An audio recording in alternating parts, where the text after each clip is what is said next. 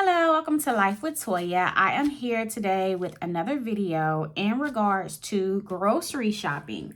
So this week, I actually got my grocery shopping down to less than $50.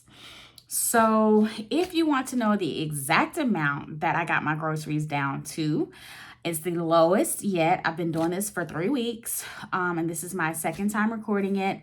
If you want to know the exact amount, stick around until the end.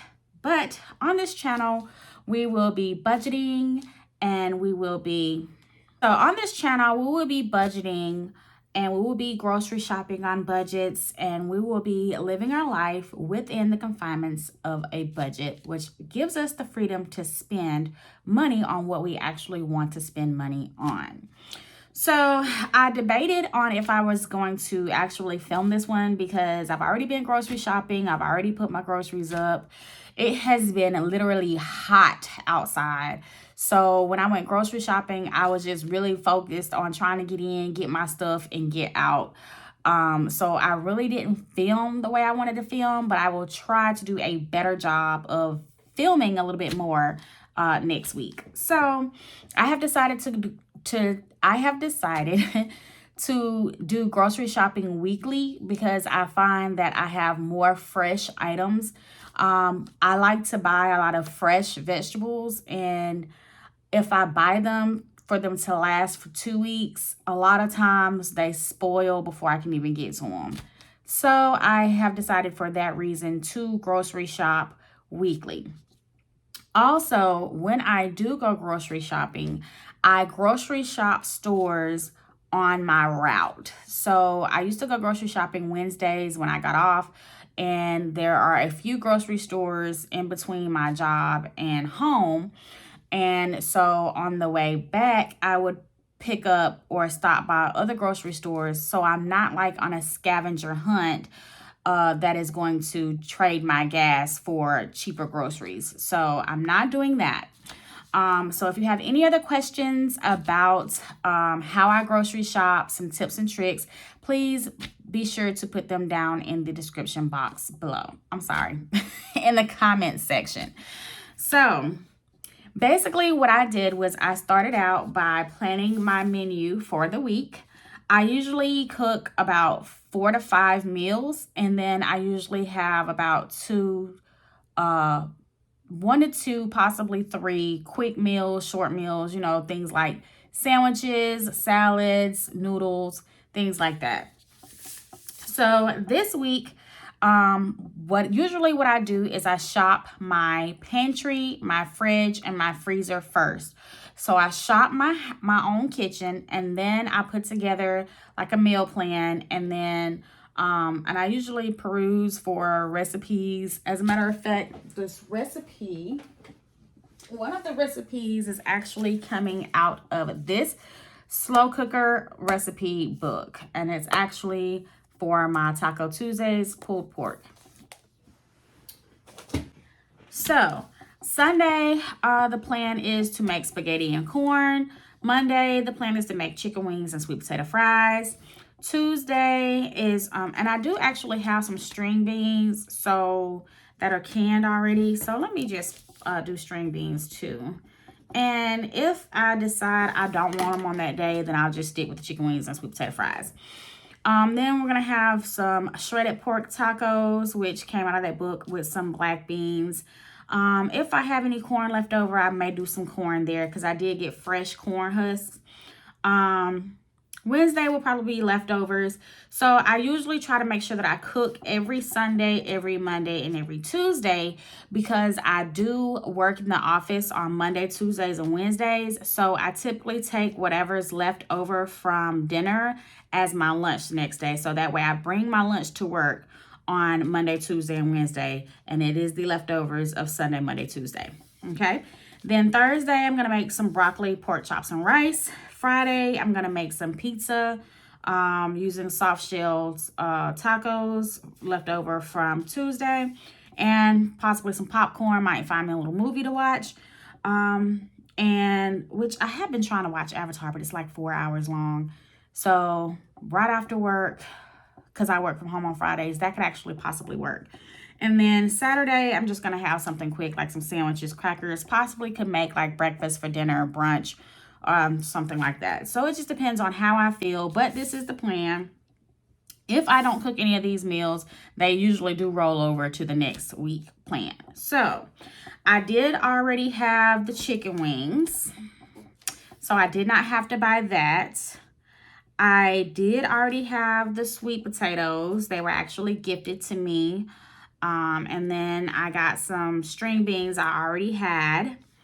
I had to buy all of the stuff for the tacos and black beans, the spaghetti and the corn, the broccoli. I already had the pork chops. They were in my freezer. I already have some rice.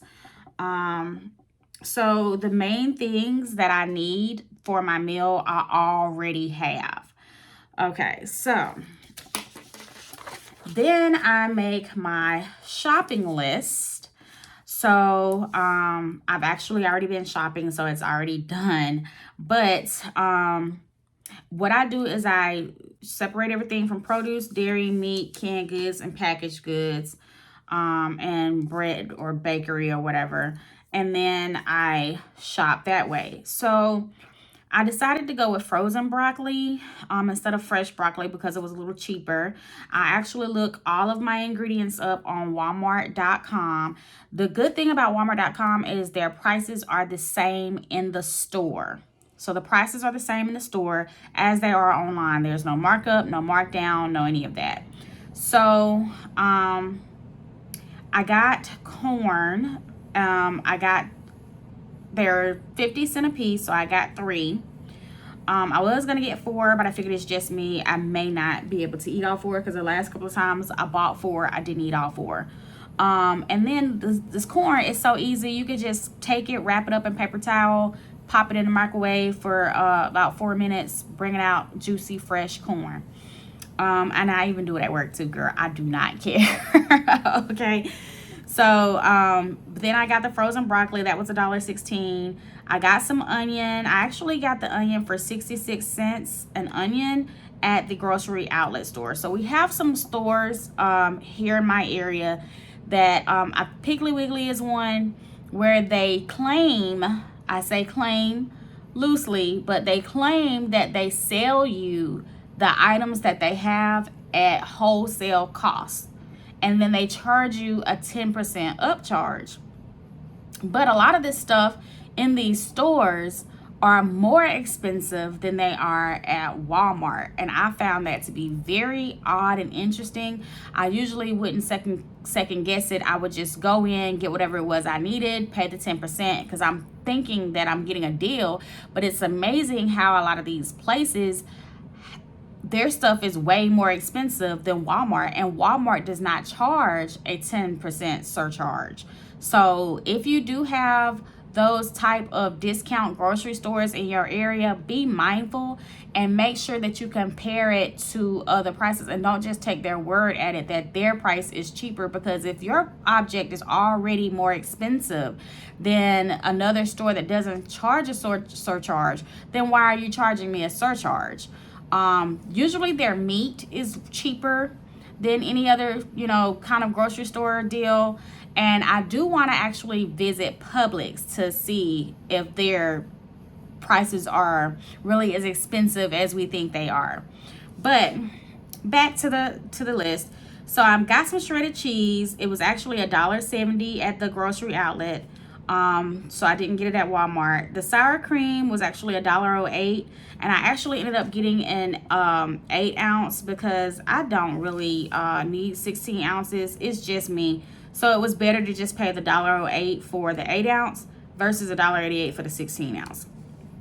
Eggs, they actually, believe it or not, matched. So I ended up getting them at Walmart because I didn't want to leave them in the car. Meat, I did need 2 pounds of boneless pork roast, which was supposed to be $5.29, but when I got to Walmart, I guess they were $2.65 a pound. But I couldn't find one that was just 2 pounds, so it's slightly over 2 pounds, so that was $6.50.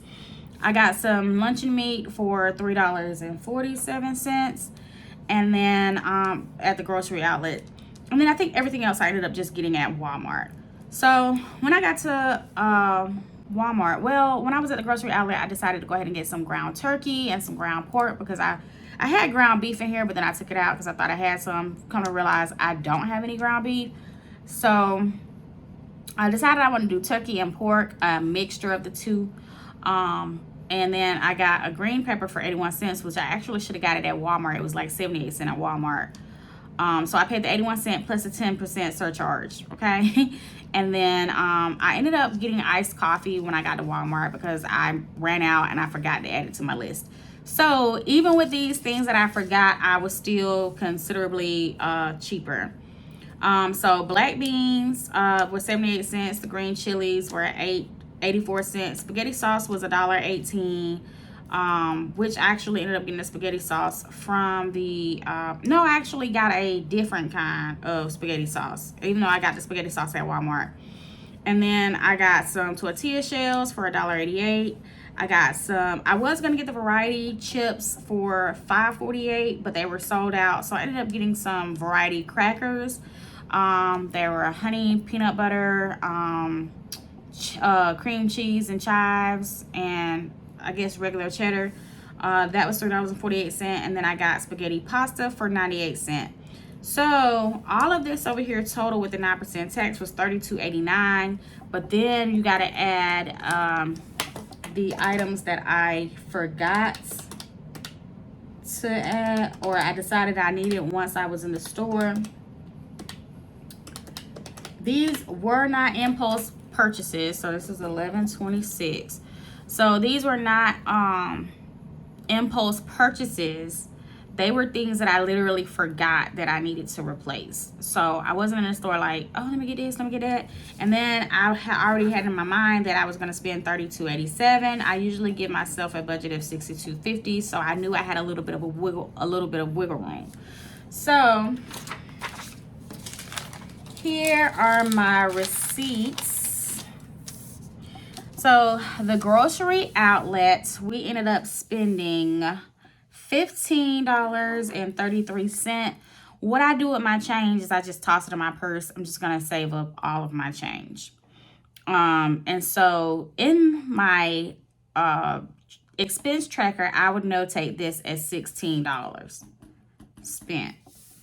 Then I went to Walmart and I spent $27.65. So we would say that this one is $28. So $15.33 plus $27.65. I literally spent $42.98 for my groceries for the entire week. But of course, we're going to say 16 plus 28, 44. So that is really good. So I mean, I was spending about $150 every 2 weeks. Well, I was spending anywhere between $150 to $180 every 2 weeks. So I was able to get my groceries down like this. And the reason why I started going online to Walmart.com just to see how much it was, and because I am cash spending, I hate getting to the register, realizing that I'm spending too much money and I have to put some things back. And so I was like, well, one way I can do that is I can try and beat the price at Walmart. And so, yeah. So I've done this at Winn-Dixie before and actually got all of my groceries from Winn-Dixie and was cheaper than the Walmart. So I don't know. It's just interesting to see how these prices pan out in these stores. So I've already scanned all of my receipts. I scan them on Fetch, and I think I'm going to start trying to find somewhere to scan them too, because it's taking a while for my points to build up. But anyway, thank you so much for tuning in. If you have any more questions in regards to how I grocery shop, let me know. And that is that. So see you guys in the next video. Bye.